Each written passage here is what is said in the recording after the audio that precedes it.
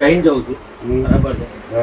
જો એક વિનંતી કરું છું કે તમે આ જે દારૂ પીઓ છો એ છોડજો.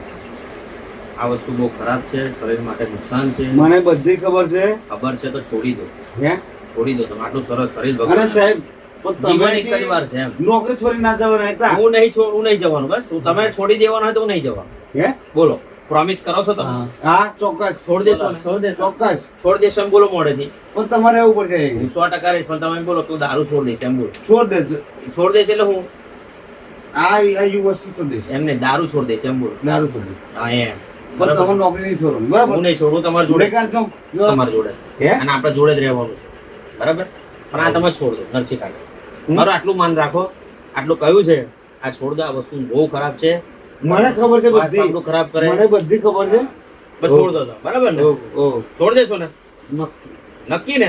નક્કી તમે કીધું પ્રોમિસ કરો કરો. અરે વાહ, બસ બસ આજથી જ મૂકી દેજો. ટ્રાય કરો.